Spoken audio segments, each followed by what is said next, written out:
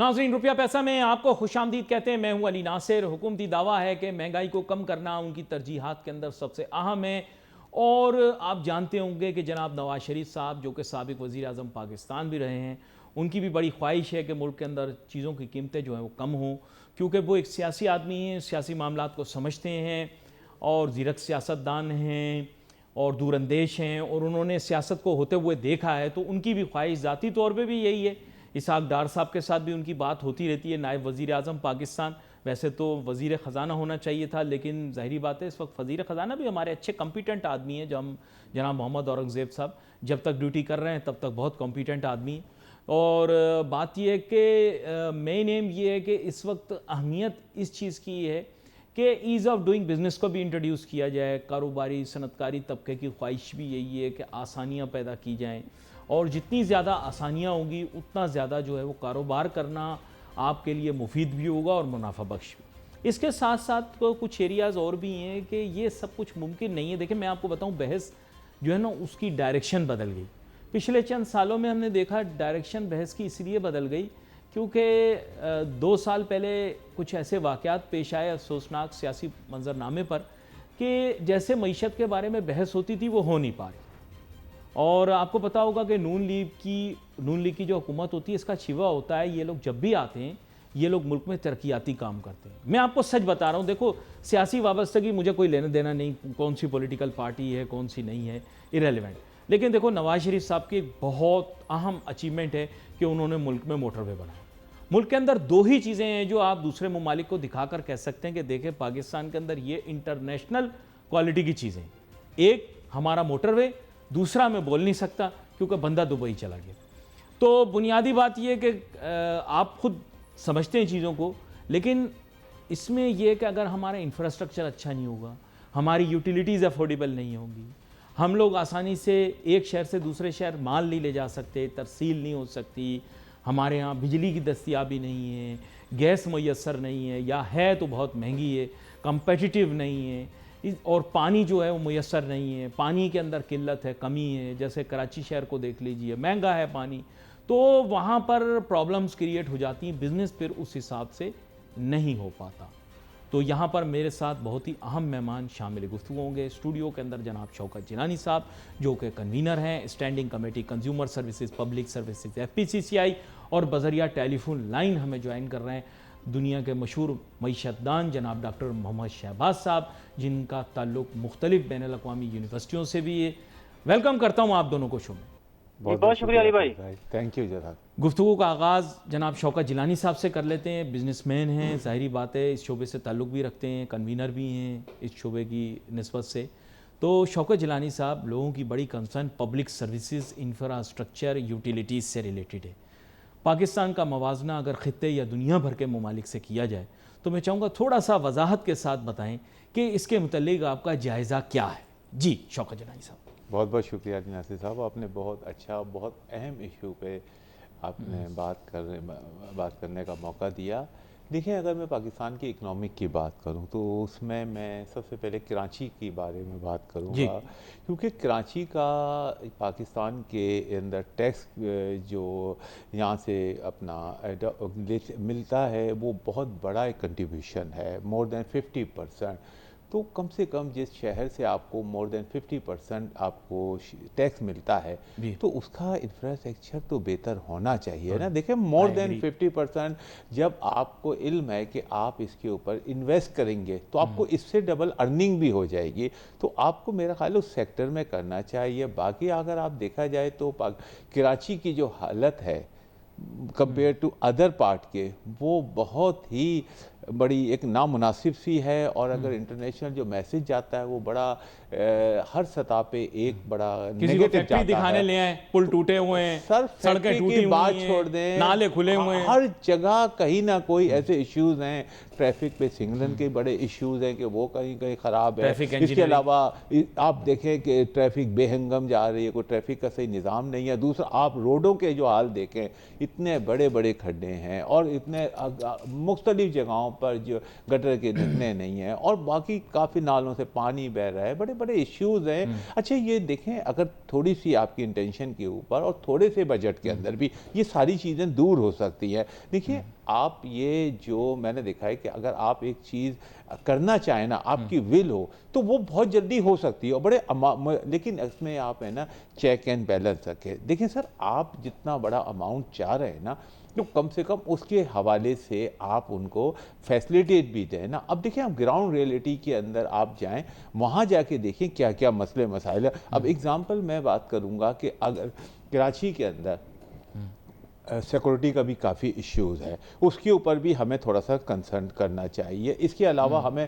Road के ऊपर, infrastructure के ऊपर, अच्छा देखिए कराची की सबसे महंगी मतलब महंगी तरीन बिजली इलेक्ट्रिसिटी वो मतलब पाकिस्तान की उसमें आती है। और सेकंड आप उसके अंदर अच्छा काफ़ी हम इलेक्ट्रिसिटी के अंदर 100 अरब के करीब हम जो जिसका हम यूटिलाइज ही नहीं कर रहे हैं, वो टैक्स फिक्स टैक्स की शिकल में टैक्स दे रहे हैं, उसको हम पे कर रहे हैं। ये तो बिल्कुल ही टोटल हमारे यूटिलाइज ही नहीं है। अच्छा सेकंड, आप इसके अलावा आप ये देखें कि जो गैस के चार्जेस देखें कितने हाईस्ट है। इसके बाद आप ये सब करेगा, पानी कराची में सबसे महंगा प्रोवाइड, लाइन के जरिए तो बहुत कम आता है, कभी आ जाता है तो वो लकी डे होता है। तो बहरहाल हम जिस तरीके से बारिशों में आता है, बारिशों में गटर का पानी भी घर में आ जाता है सर, फिर बारिशों में सप्लाई खुली होती है, फिर नाले भरे होते हैं, नाले भरे होते हैं, हर चीज भर जाती है। तो सर ये सब चीजें हैं। तो देखें, अगर ये तमाम इसको अगर आप नहीं काउंटर करेंगे तो ये इंफ्रास्ट्रक्चर को अच्छा आपकी जाने में दोबारा आता हूं। ये आपने जो अहम नुक्ता उठाया है, मैं चाहूंगा डॉक्टर मोहम्मद शहबाज की जाने भी जाऊं। डॉक्टर मोहम्मद शहबाज साहब, यही नुक्ता जो इन्होंने उठाया उसको मैंने कुछ इजाफा करके अब आपके सामने पेश करता हूं। सर, बारिशें तकरीबन अब तो हर साल होना शुरू हो गई, बेमौसम की बारिश भी हो रही है। क्लाइमेट चेंज पे आपकी मेरी बहुत डिस्कशन हुई। पाकिस्तान को मैसिव इंफ्रास्ट्रक्चर लॉस होता है, रोड नेटवर्क्स डिस्ट्रॉय हो जाते हैं, खास तौर पे एग्रीकल्चरल कनेक्टिविटी तो नील हो जाती है बहुत सारी जगहों पर।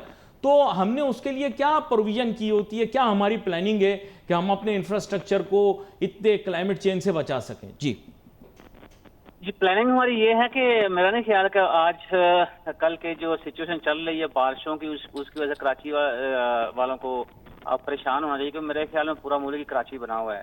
क्या इस्लामाबाद, क्या पिंडी, क्या लाहौर, क्या गुजरात, हर जगह आपको पानी ही पानी नजर आ रहा है। तो इससे आप अंदाजा लगा लें कि हम जो सीवरेज सिस्टम है हमारा, उसके बारे में हम कितने केयरफुल हैं। तो मेरी बात करने का मकसद ये है कि हम लोग चाइना भी जाते हैं, हम लोग टर्की भी जाते हैं, हम लोग यूके भी जाते हैं, यूरोपियन ममालिक में भी जाते हैं, सारा कुछ करते हैं। और हम दीवारें चीन पे जाकर तस्वीरें भी बनवा के उनको हम पोस्ट भी करते हैं, क्योंकि हमारे पास यही काम रह गया। क्योंकि मुझे ऐसे ये लगता है कि हमारे जो सियासतदान हैं या हमारे जो पॉलिसी मेकर्स, उनको ऐसे लगता है जैसे पाकिस्तान के सारे मसाइल हल हो गए हैं, तो हम अब हमारे पास फ्री टाइम में हम तस्वीरें बनाएं। एक चीज। दूसरी बात ये है कि हम ये भी दावा करते नहीं थकते कि हमारी चाइना के साथ दोस्ती जो है वो कोहमारिया से ऊंची और शहद से ज्यादा मीठी है। तो ये वही पुरानी बात मैं दोबारा आज फिर आपके प्रोग्राम में कर रहा हूँ कि यार कम से कम आप उनसे उनका जो सीवरेज सिस्टम है वो कॉपी कर लें। आप कोई एक्सपर्ट जो है वो इंग्लैंड से बुला लें, उससे ही कहें कि आप हमारा सीवरेज सिस्टम जिसको ठीक कर दें। कैसे आपने इंग्लैंड के अंदर जो है वो स्मोक जैसा मसला जो था उसको सीवरेज सिस्टम ठीक करने के बाद आपने उसको काबू किया, तो कैसे आपने क्लाइमेटिक चेंजेस जो हैं उसको आपने कंट्रोल किया। देखिए मुल्क के अंदर इस वक्त जो मेरे ख्याल में सबसे ज्यादा अशद जरूरत है वो प्लांटेशन की है।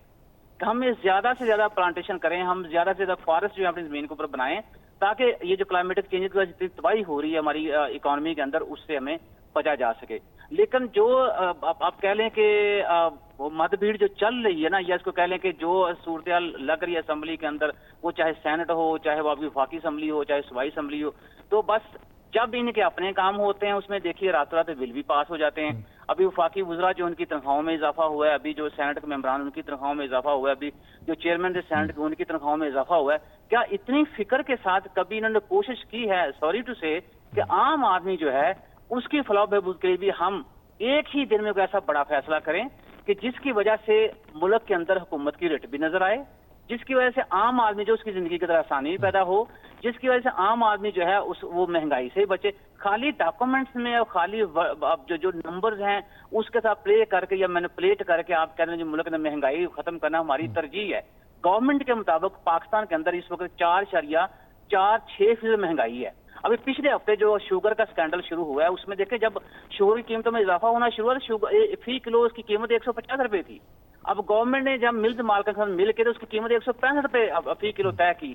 आज मुझे बताइए, ये जो मेरे कुलीग बैठे प्रोग्राम के अंदर, उनसे ही पूछिए, बल्कि आप भी बताइए कि अभी भी आपको कराची के अंदर या पास किसी भी शहर में आपको 165 रुपए चीनी मिल रही है? बिल्कुल नहीं मिल रही। और हमारे वफाकी वजीर जो है food and security Rana Tanveer साहब, वो कहते हैं कि रिटेल कीमत जो है चीनी की वो 172 और 175 तक होगी।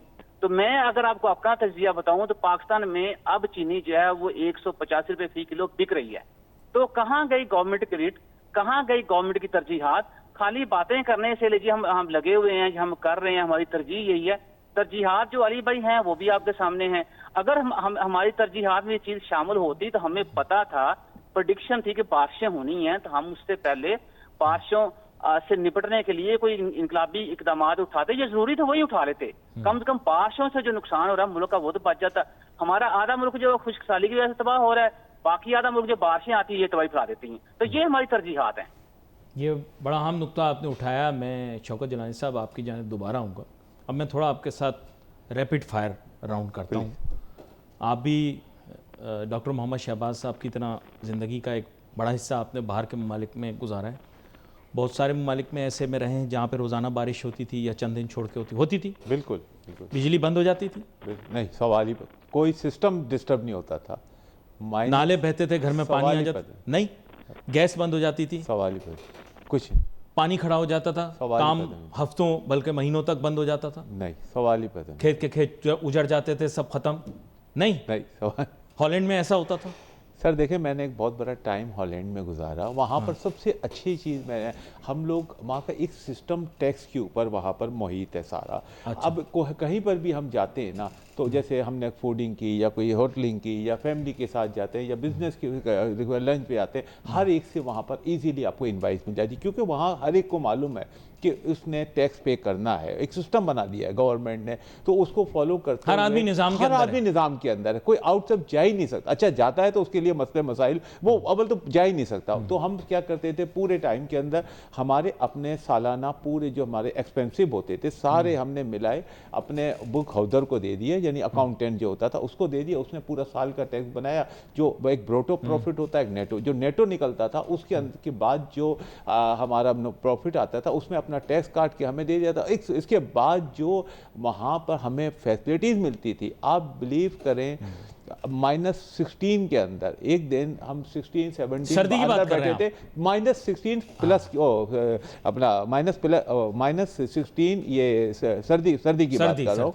इतनी बर्फ बाहर जमी थी कि 2-3 तो शहर तो बंद होंगे कई दिन। नहीं सवाल ही सर, ट्रेन 11:37 पे आनी थी, 11:37। भाई यहाँ बारिश में गाड़ी लोग नहीं निकालते, अब गाड़ी बह जाती है साथ में। ट्राम 11:05 पे, तो 11:05 पे स्टॉप पे थी। सर क्या बात कर रहे हैं, रोड के ऊपर नमक डाल के फौरी तौर पे सड़कें साफ हो रही थी। तो वो टैक्स लेते हैं, अगर वो परसेंटेज लेते हैं तो वो आपको इंफ्रास्ट्रक्चर इस तरह का बना के देते हैं। टैक्स तो इस दफा आप लोगों ने भी रिकॉर्ड दिया, क्या फर्क पड़ा? सर 8 बिलियन का था। इसके बाद हमने तकरीबन 12 बिलियन के करीब जो गवर्नमेंट का टारगेट था, थोड़ा सा हमने उसे रिड्यूस किया, बाकी वो टच कर लिया। तो देखें किस हद तक हम अब इन्होंने 14 बिलियन का टारगेट दिया। तो मैं कह रहा हूँ इन्होंने नया क्या चीज़ सर गवर्नमेंट FBR ने क्या। अच्छा मैं थोड़ी सी यहाँ पर एक करेक्शन करूँगा प्लीज, कि देखें ईजी डूइंग द बिजनेस और कॉस्ट ऑफ डूइंग बिजनेस, आप इजी डूइंग FBR करते हैं। एक तीसरी शक आप लगा दें, इजी डूइंग FBR, क्योंकि देखिए ये जो आपके पास 8000 लोग आ गए, इसमें मोर देन 50% है ना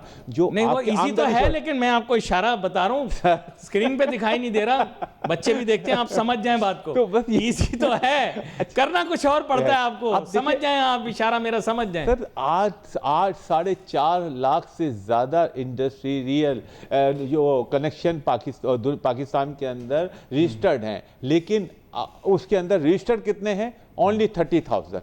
तो इनकम टैक्स के अंदर कितने? 30। तो सर बाकी ये FBR क्या वहाँ छोटी मार्केटों में भी सब रजिस्टर्ड थे सर, यूरोपियाई ममालिक के अंदर। एक ही बंदा, एक ही दुकानदार, इवन पान के खोखा, जैसे वो एक छोटा सा मोज़ाइक होती है, वो भी शॉप है ना, वो भी सर वो तमाम चीजें सिस्टम से चल। स्टूडियो में हमारे साथ मौजूद शौकत जिलानी साहब, टेलीफोन लाइन के जरिए डॉक्टर मोहम्मद शहबाज साहब हमारे साथ हैं। डॉक्टर मोहम्मद शहबाज साहब, सीधा सादा सा सवाल, आप दूसरे ममालिक में घूमते फिरते भी रहते हैं, उनकी यूनिवर्सिटियों में पढ़ाते भी हैं, क्या उनका टैक्स निज़ाम आसान है क्या वहाँ पर काम करना आसान है बनिस्बत पाकिस्तान, या पाकिस्तान में सारी आसानियाँ हैं? लोग तो बोलते हैं भी पाकिस्तान में तो बहुत आसानियाँ हैं। जी जी, बात बिल्कुल आपकी ठीक है। पाकिस्तान में बहुत सारी आसानियां हैं, और जहां तक हम कंपैरिजन करते हैं बाकी ममालिक के साथ, वहाँ पर टैक्स कलेक्शन सिस्टम जो है वो क्या है, और क्या उस टैक्स कलेक्शन से जो रेवेन्यू होता है उस अमाउंट को या उस रकम को आवाम की फलाह व बहबूद के ऊपर खर्च किया जाता है कि नहीं किया जाता। सबसे पहली बात तो ये है कि वहाँ चीज़ें इतनी आसान हैं कि आम आदमी जो है वो भी इस सिस्टम के अंदर अपने आप को दाखिल करके चीज़ें जो है वो सबमिट कर सकता है, जो भी रिक्वायर्ड डॉक्यूमेंट हो। हमारे यहाँ चीजें जो हैं वो उलट हैं। मैं आपकी छोटी सी एग्जांपल, अभी आप ईज डूइंग बिजनेस आपको उसकी बात कर रहे थे। जी उसी की पिछले बात। पिछले सवा साल से मैं कि एनजीओ रजिस्टर करवाने की कोशिश कर रहा हूँ, पिछले सवा साल से। जी तो मेरा जो एक्सपीरियंस है वो ये कह रहा है कि एनजीओ जो है वो मैंने आम लोगों को फलाह बहबूद के लिए उस अदारे को मैंने बनाना है, मुल्क की खिदमत करनी है। अगर मेरे जैसे बंदे के साथ ये सलूक हो रहा है, तो जिस बंदे ने कारोबार नया ओपन करना है उसको पता नहीं कितनी सारी मुश्किलात जो हैं वो सहनी पड़ेंगी। तो ये कहाँ आपका इंडेक्स जो है, आप कहते हैं कि हम दुनिया के टॉप 10 में हैं, प्रैक्टिकल चीजें जो वो तो कुछ और हैं। दूसरे मालिक जो हैं उन्होंने इस ईज डूइंग जो आपका बिजनेस है वो वन विंडो ऑपरेशन कर दी है कि एक ही विंडो के ऊपर खड़े हो, वहीं आप ईमेल करें और ईमेल के थ्रू करें, ईमेल के थ्रू आपको सारी चीजें जो आपको मिल जाती हैं। पोर्टल तो हमने बहुत सारे बनाए हुए हैं, लेकिन बात यह है कि उन पोर्टल्स के ऊपर काम कितना हो रहा है, उन पोर्टल्स की इफेक्टिविटी कितनी है। अच्छा, उसके बाद आप आज इंफ्रास्ट्रक्चर की आप बात कर रहे थे। देखिए, मैं आपको छोटी सी बात बताऊं, अगर महंगाई की बात करते हैं तो उसमें आपको जब मैं आज से 3 साल पहले पाकिस्तान से गया था बाहर चाइना, पाकिस्तान में दूध जो 60 रुपए फी किलो था, आज दूध जो पाकिस्तान में देहात के अंदर 180 रुपए फी किलो है। और आज से 3 साल पहले जो पैकेट मैं दूध का चाइना से लेता था 29.9 युआन का, वो 3 साल बाद आज भी 29.9 युआन का मिलता है आपको। तो ये तरजीहात होती हैं जब आपने एक आम आदमी जो है उसको मद्देनजर रख के आप पॉलिसी बनाते हैं या एक आम आदमी को अपनी तरजीहात में शामिल करते हैं। हम खाली बातें करें और आपका अगर ये टैक्स सिस्टम इतना आसान होता तो मुझे बताइए कि आप कहते हैं जी हमारे पास 30 लाख पोटेंशियल टैक्स पेयर्स हैं, वो पोटेंशियल टैक्स पेयर जो उनको टैक्स नेट के अंदर किसने लेके आना है? वो गवर्नमेंट ने लेके आना है। और उसके लिए सबसे जरूरी जो है, जो करप्शन जैसा एलिमेंट है, उसके ऊपर काबू पाया जाए। हम बाहर जाते हैं, मुल्क से दूर जाते हैं, अपनी फैमिली से दूर जाते हैं, वहां बैठ के हम काम करते हैं, पाकिस्तान में रेमिटेंस भेजते हैं और हमें 6 जगह उसका जाके जवाब देना पड़ता है, तो ये पैसा कहाँ से आया, और एक ही सोर्स से पैसा आ रहा है, ठीक है। और हमारे जो मुख्तलिफ अदारे जो हैं वो हमें हरासा करने की कोशिश करते हैं कि ठीक है जी ऐसा करें कि आप हमारे साथ डील तय कर लें। अब डील किस चीज की तय करें भाई? वहां जाके हम हक हलाल की कमाई कमाते हैं और पैसा मुल्क में भेजेंगे। क्योंकि मेरा प्राइम मिनिस्टर ये कहता है कि जो ओवरसीज पाकिस्तानी है उनकी हमें बड़ी जरूरत है, क्योंकि पाकिस्तान की जो मुआशी उसका कलें पहिया जो है वो ओवरसीज का जो कमाई है फॉरेन रेमिटेंस के ऊपर चल रहा है। तो हम एक तरह से मुल्क को चलाने की कोशिश करें और मुल्क के अंदर जो लोग बैठे हुए हैं वो उस मुल्क को चलाने में हमारी जो हेल्प है उसके सामने रोड़े अटकाते हैं। तो ये सबसे पहले जब मैंने बात की ना कि ये करप्शन जैसा एलिमेंट है, इसको काबू पाया जाए, उसके बाद बाकी चीजें जो है वो वन अप कर सकेंगे। अच्छा, एक काम करते हैं, ये आपने करप्शन वाली बात की, 1 मिनट इस पर बात करते हैं, फिर पावर सेक्टर पर बात करूंगा। शौकत जिलानी साहब, मुश्किल सवाल, इन्होंने कहा करप्शन मुल्क का एक बहुत मेजर इशू है। हम जब भी करप्शन के इशू को रेज करते हैं, मीडिया वाले हुकूमत कहते हैं करप्शन सारी ममालिक में होगी। आई एम नॉट डिफेंडिंग कि भाई ऐसा नहीं होगा, लेकिन दूसरे ममालिक में भी क्या सही काम कराने के लिए रिश्वत देनी पड़ती है? ये यूरोपियाई ममालिक के अंदर आप रहते थे, यहाँ पर मतलब ID कार्ड, पासपोर्ट या इस तरह की चीज़ें बनवाने के लिए रिश्वत देनी पड़ती है, या अगर कोई और भी अपना काम करवाना उसके लिए रिश्वत देनी पड़ती है? खुल्लम खुल्ला अली भाई, तसव्वुर भी वहाँ पर देखें इस तरह का नहीं है। वजह ये कि हुकूमत ने सिस्टम बनाया हुआ है, पाकिस्तान में सिस्टम नहीं है, हर चीज़ है, लॉ है, हमारे यहाँ हर चीज़। जैसे ये वीडियो सोशल मीडिया पे चलती हैं, पाकिस्तान के अंदर ट्रैफिक पुलिस वाले पैसे ले रहे, वहाँ पर इस तरह आम होता है कि वीडियो चल रही है, वहाँ फलां रोक लिया, सवाल ही पैदा नहीं होता इस तरह के मामला। अच्छा, मैं एक चीज़ आपको और बताऊँ, देखिए एक यहाँ पर कहते हैं FBR है ना, इजी डूइंग FBR, कोई ऐसा एक वो बना है सिस्टम, उसके अंदर सर देखें आपकी सुई भी FPCCI की तरह FBR पे अटकी हुई है। अच्छा, उसमें पता है क्या एक चीज सबसे अहम तरीन है कि ग्राउंड रियलिटी को FBR को बुलाएं और आप बिजनेस कम्युनिटी के नुमाइंदों को, वो ये कहती है कि आप इनपुट इनवाइसिंग करें। अच्छा, इनवाइसिंग के अंदर आप जो ग्राउंड के ऊपर जाते हैं वहां तमाम लोग रजिस्टर्ड नहीं है जिनसे आप माल ले रहे हैं, कुछ लोग रजिस्टर्ड हैं, आप उनसे ले लेते हैं। देखिए, ये एक किराने की दुकान है, उसके अंदर हर चीज की जरूरत पड़ती है। काफी सेक्टर के अंदर कुछ चीजें ऐसी हैं जो आपको इसकी पक्की इनवाइस से नहीं मिलती और आगे आपको वो सप्लाई भी करनी है, फैक्ट्री वाले को भी जरूरत है। तो उसके लिए क्या आपने मतलब क्या सोचा कहाँ से उसके लिए इनवाइस जनरेट करें, तो उसमें ऐसा करें, कोई डिफरेंट बनाए कि यार इस सेक्टर के, ठीक है, उसको स्लोली उसको भी डॉक्यूमेंटेड कर दें एक टाइम के अंदर, लेकिन उस टाइम तक, वरना वो क्या करेगा, वो देखेगा कि यार कुछ ऐसा मसला है, तो अंडरग्राउंड देकर उस इनवाइसों को, कच्ची इनवाइसों पे आगे माल फिर वो आगे सेल करेगा। उसकी मजबूरी है, क्योंकि वो बंदा जिसके पास माल अवेलेबल है, गलत काम करने पर मजबूर हो जाएगा। तो आप ऐसा डॉक्यूमेंटेड कुछ ऐसा बनाए कि ठीक है, जिसके पास अनरजिस्टर्ड इनवाइस जो है वो सिस्टम में आ जाए, सिस्टम में आ जाए, आहिस्ता आहिस्ता उसको कर लीजिएगा, इस साल नहीं, अगले साल नहीं, अगले साल, बिल्कुल, कम से कम आपके पास डॉक्यूमेंटेशन तो, इनवाइस तो शुरू हो जाए। अच्छा, जिस तरह हमारी अभी हुकूमत, ये हमारी जो अफवाज ने, जो आसिफ मुनीर साहब ने, हमारे फील्ड मार्शल, जो एक इतना बड़ा कारनामा अंजाम दिया है कि जिसका हम तस्वुर भी नहीं कर रहे थे, कितनी पाकिस्तान के अंदर लोगों में मायूसी फैल गई थी, बड़े असरात आ रहे थे इसके नेगेटिव। तो अल्हम्दुलिल्लाह हमारी पाक फौज ने आज हमारा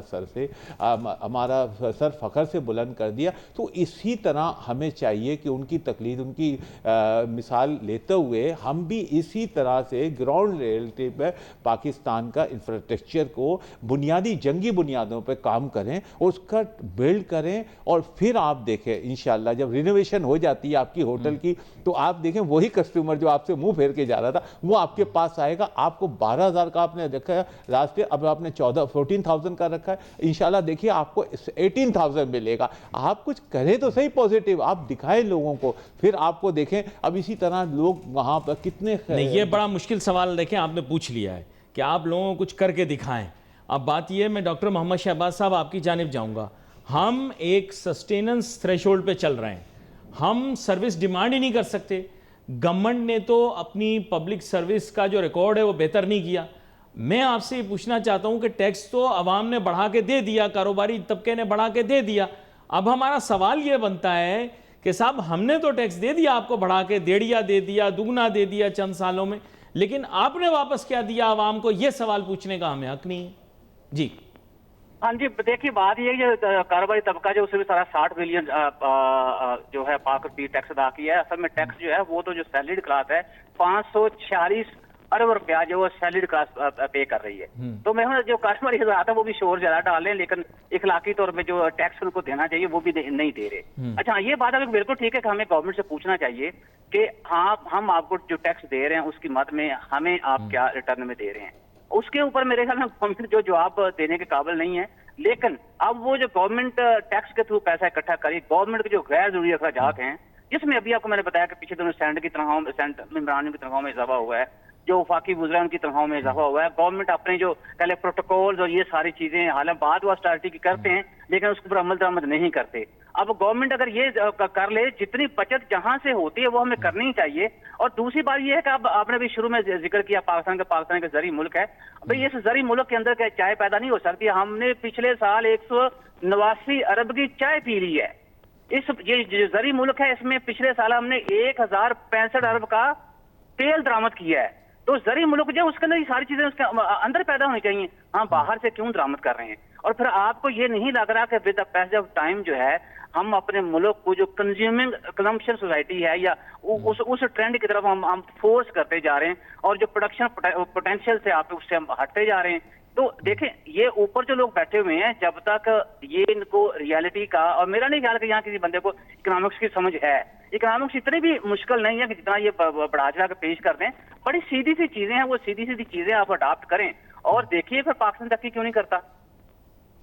ये बड़ा अहम नुक्ता आपने उठाया है। प्रॉब्लम यही है शौकत जिलानी साहब, एक इशू या चैलेंज हमें जो फेस करना पड़ता है वो ये है कि हम कोशिश करना चाह रहे हैं तो हम कहते हैं कि साहब चलो फाइनेंस प्रोफेशनल को हटाओ, किसी बिजनेसमैन को लेकर आओ, उसको किसी अहम मुद्दे पर फाइज करो। बुरा ना मानिएगा, हमने माजी के अंदर ये एक्सपेरिमेंट भी किया, हमने बिजनेसमैनों को लाकर काबीना में शामिल किया, तो उन्होंने अपना ही बिज़नेस बढ़ाया, बिज़नेस कम्युनिटी वहीं की वहीं। तो सर ज़िम्मेदार हुकूमत को ना ठहराओ, बेचारे सियासतदानों को क्या करें। आप लोगों के बिज़नेस कम्युनिटी के लोगों को भी लाते हैं तो सबसे पहले वो लोग अपनी फैक्ट्रियाँ जो है वो बनाते हैं, अपनी बिजनेसेस को आगे बढ़ाते हैं, वो बिज़नेस कम्युनिटी को भूल जाते हैं। हम तो मेम्बरान भी बिठा देते हैं नेशनल असेंबली और प्रोविंशियल असेंबली में, निगरान वज़ीर भी बना देते हैं, फिर भी आपके लोग अपना बिज़नेस चमकाते चले जाते हैं। कम लोग ऐसे होते हैं जो काम करते हैं, करने वाले अभी भी हैं।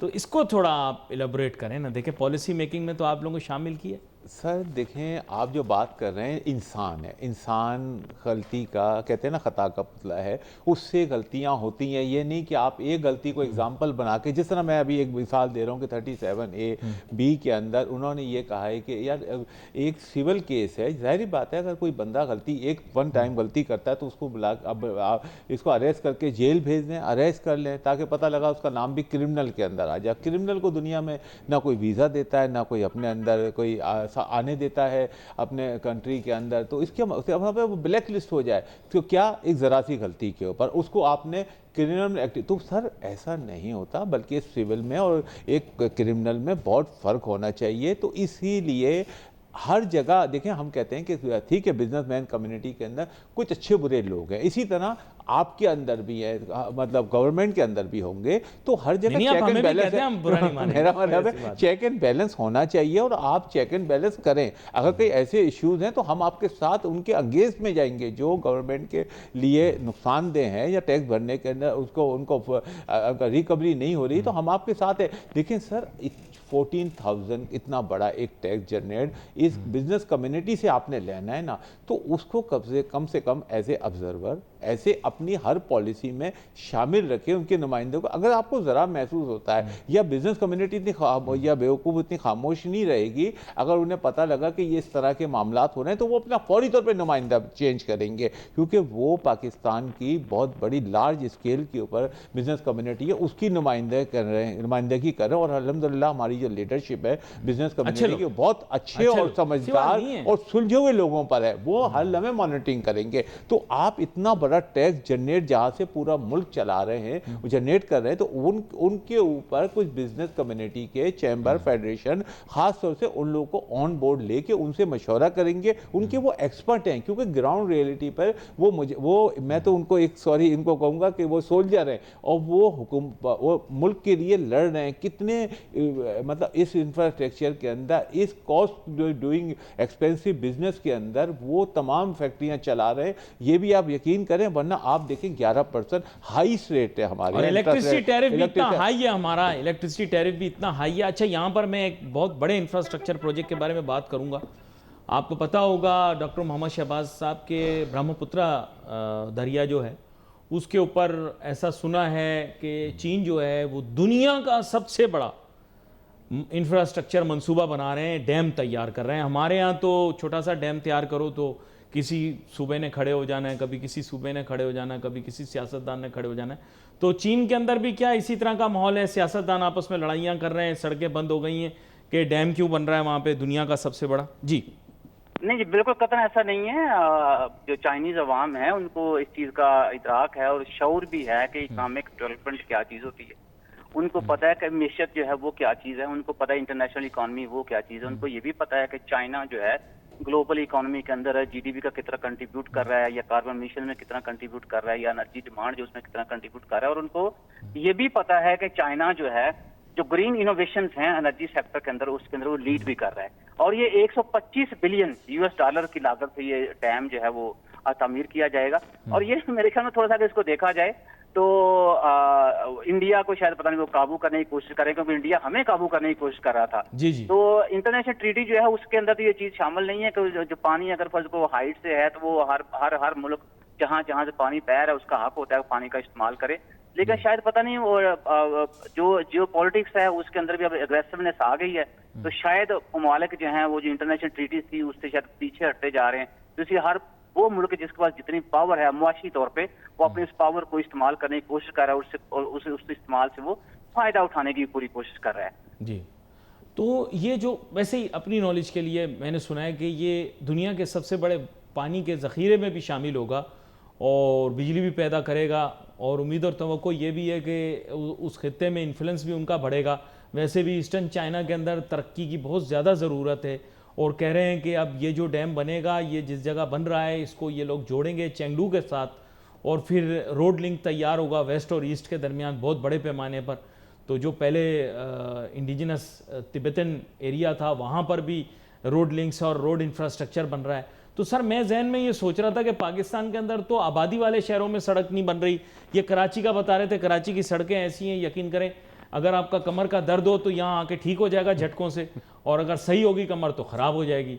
तो सर यहाँ पर सड़कें बन नहीं रही, वो चाइना वाले पता नहीं क्यों हिमालय के पहाड़ियों पे सड़कें बना रहे हैं। उनका मानसिक संतुलन, मेरा मतलब उनका दिमागी तवाजुन तो ठीक है बिल्कुल। जी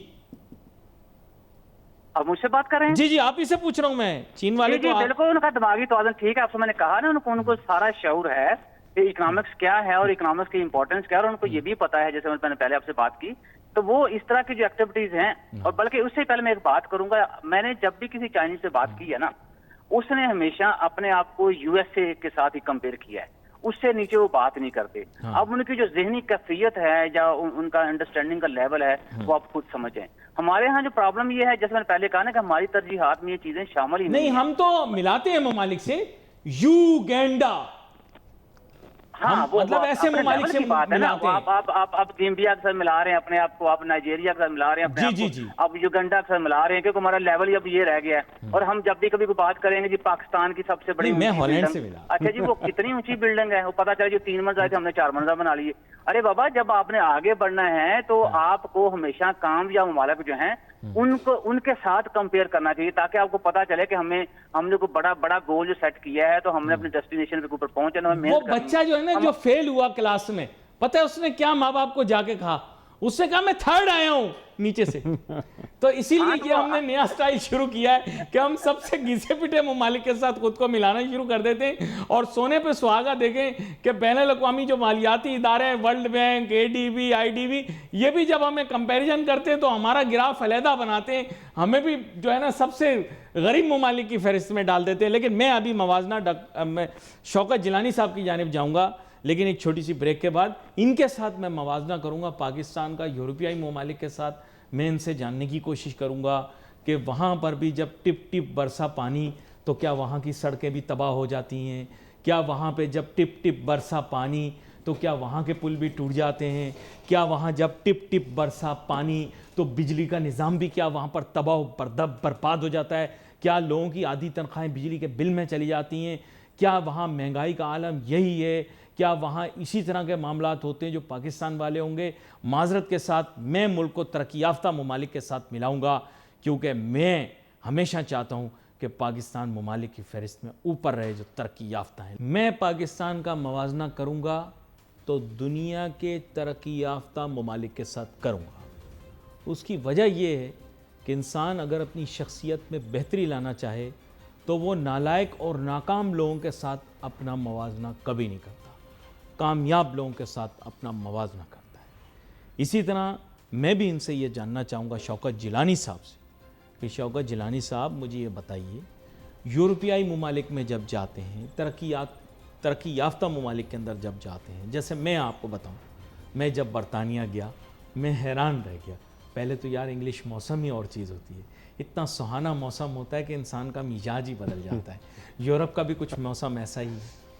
सड़कें यकीन करो ऐसी साफ़ और सुथरी कि बंदा उस पर खाना गिर जाए तो उठा के खा ले, इतनी साफ़ सड़कें इलाकों की, दूर दराज बयाबान, वहाँ पर भी आप जाएंगे तो सड़कें साफ, सफाई का मेयार आला मेयार। बिजली कभी जाए, ये वहाँ पर बिजली जाने का मकसद ये होता है कि कोई बहुत बड़ा तूफ़ान, सैलाब या कुदरती आफात कोई आ गए हो, वरना वहाँ बिजली नहीं जाती। गैस वहाँ पर इन्होंने बताया माइनस टेम्परेचर होता है नाजरीन, गैस बंद हो जाए तो आप समझें कि घर के अंदर फिर आप तो फ्रीज़ हो जाएंगे।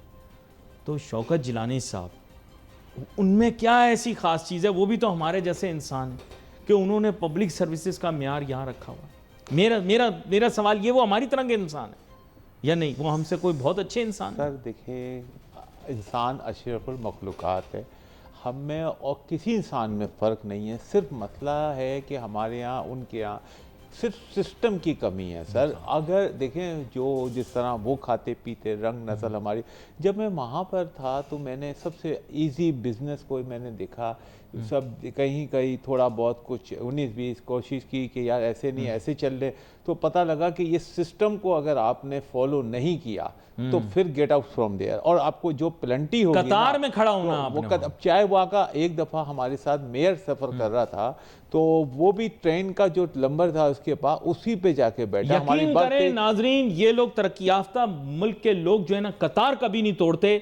लेकिन अगर कोई माजूर हो, वो अलग बात है, उनके कोई लिए बीमार डिसेबल हो, के लिए, वो कोई सीनियर सिटीजन के खातून लिए हो, अलग है। उम्मीद से हो, हाँ, तो यकीन करें, कोई उसको उम्र स्पेस रसीदा दे- हो, ज़ईफ स्पेस दे हो, उसके देते। लिए जगह दे देते। स्पेस दे उसके देते। अलावा कभी कतार नहीं तोड़ते हाँ। और कभी प्रेफरेंस नहीं मांगते। कहते हैं साहब हम कतार में लगे, हमें अपनी बारी नहीं देनी। वहाँ का प्राइम मिनिस्टर 85, अभी तो थोड़ा सा इश्यूज हो गए कि सिक्योरिटी के, वरना 85 में जब वहाँ का बेतरक्स था, तो हम जब अपने मैं हॉलैंड में ये Den Haag में रहता था, तो वो अक्सर अपने 2-3 कोलीग के साथ अपनी फाइल मोबाइलें खुद ही लेके, नहीं सर, मोबाइलें, पैदल। प्रोटोकॉल, सर, आपको पैदल। बोलता होगा हटो बच्चों साइड पे हो, हम लोग बात नहीं कर 3-4 सकते। आदमी पैदल वहां से अपने घर से और पैदल वहां पर अपने कैबिनेट में, अपना वहां काबीना में जा रहे, उसमें जा रहे होते, पार्लियामेंट के अंदर जा रहे होते थे। अच्छा। और एकदम रूटीन के अंदर, सर डजंट केयर, नो यानी बस नहीं, पुलिस ऐसा वाला। नहीं हो सकता। सर ये कोई मोबाइल नहीं, कोई धक्के नहीं पड़े, कोई धक्के आपको नहीं। सर एक सिस्टम, उन्हें क्या पता है बात ना किसी चीज की, कोई उन्होंने वीआईपी चोरी कल्चर की- नहीं। कोई अच्छा, गलती- यहाँ पर क्योंकि प्रोग्राम का वक्त महदूद है, क्लोजिंग रिमार्क्स आपने भी दे दिए। क्लोजिंग रिमार्क्स में ले लेता हूँ डॉक्टर मोहम्मद शहबाज साहब से भी। डॉक्टर मोहम्मद शहबाज साहब, क्या चाइना में वीआईपी कल्चर है? जगह जगह मोबाइलें होती हैं, आपको रास्ते पे रोक दिया जाता है कि रूट लग गया, रूट लग गया। अब डॉक्टर मोहम्मद शहबाज साहब आप नहीं जा सकते आगे, क्या कहते हैं आप? जी वहाँ बिल्कुल ऐसा नहीं है, और कभी कभी अगर रूट लगे भी तो अल्टरनेट रूट भी आपको देते हैं।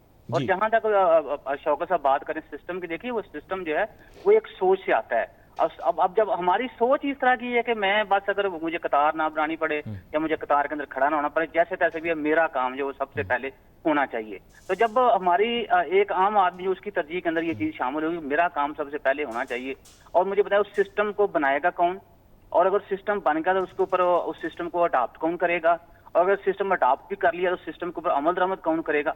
तो वो लोग जो हैं उनकी इस मामले में सोच जो है पुख्ता कर दी गई है, और वो जो सिस्टम इम्प्लीमेंट होता है, चाहे चाइना हो, चाहे हॉलैंड हो, चाहे इंग्लैंड हो, चाहे यूएसए हो, अदर कंट्री हो, तो उसको उस सिस्टम को इज्जत दी जाती है और उस दायरे के अंदर रह के सिस्टम को फॉलो किया जाता है। तो मेरे ख्याल में हमें भी ये चीज जो है आम आदमी से शुरू करनी चाहिए, फ्रॉम बॉटम टू टॉप, कि सिस्टम जो है उसकी इज्जत करें। आप सिस्टम की इज्जत करेंगे तो आपकी इज्जत होगी, आप सिस्टम की इज्जत नहीं करेंगे तो ना आपकी इज्जत होगी ना पाकिस्तान की इज्जत होगी। बड़ी अहम बात की आपने। आप दोनों मेहमानों का बहुत शुक्रिया, आप शो में हमारे साथ शामिल हुए। Wait for message on Facebook. Ali Nasir हमारी टीम को इजाजत दीजिए, अल्लाह हाफिज।